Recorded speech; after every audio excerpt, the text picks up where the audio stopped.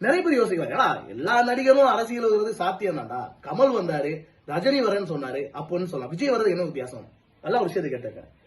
திரை உலகத்துல உச்சத்துல தமிழ்நாட்டிலேயே மிக அதிகமான சம்பளம் யார் வாங்குறது? விஜய் அவர்கள் தான் வாங்குறாரு. என்ன ரீசன்? விஜய் வந்து 246 கோடி சம்பளம் வாங்குறாரு. அது மட்டும் இல்லாம வந்து பாத்தீங்கன்னா அவர் வந்து எடுத்த படம் எல்லாமே ஹிட் ஆகுது, ஹிட் ஆகல, கலெக்ஷன் ஆகுது ஆகலையா, ப்ரொடியூசர் வந்து பாத்தீங்கன்னா எந்த ஒரு நட்டத்தையும் சந்திக்க மாட்டாங்க. பாக்ஸ் ஆபீஸ் கலெக்ஷனாலே விஜய் தான் அப்படின்ற மாதிரி திரை உலகத்துல உச்சத்துல இருக்க ஒருத்தன் எனக்கு அந்த காசு வேணாம், எனக்கு அந்த புகழ் வேணாம் அப்படின்ற மாதிரி சொல்லிட்டு இருக்க ஒருத்தவன் எனக்கு எதுவுமே வேணாப்பா, நான் மக்களுக்கு சேவை பண்ண போறேன்னு வர்ற ஒருத்தவனுக்கு ஆட்டை போடணும்னு தோணுமா? அது மட்டும் பாலி வன்கும் நடக்கும் போகும்போது தட்டி கேட்கணும் அவனுக்கு தான் தோணும்.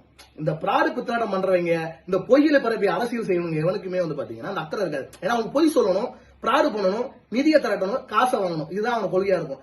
எல்லா காசுலயே பிறந்து புகழோட உச்சம். இப்ப சீமான் மாதிரி பாத்தீங்கன்னா ஃபெயிலியர் டைரக்டர் ஆகி படமே ஓடாம மேடை பேச்சாளர் ஆகி திருப்பி வந்து பாத்தீங்க போனா அரசியலுக்கு வந்தா விஜயா இருந்தா ஓகே.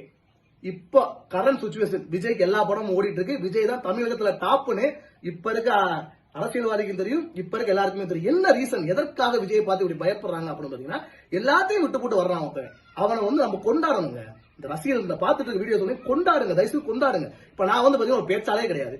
என்னோட சேனலை பாருங்க, வெறும் 46 சப்ஸ்கிரைபர் வச்சிருக்கேன். நானே இந்த பேச்சு பேசுறேன் அப்படின்னா இதே நான் வந்து இந்த சேனல் ஏதோ டெவலப் ஆகி போயிடுச்சுன்னா நான் லாஸ்ட் வரைக்கும் விஜய்க்கு மட்டுமே ஆதரவா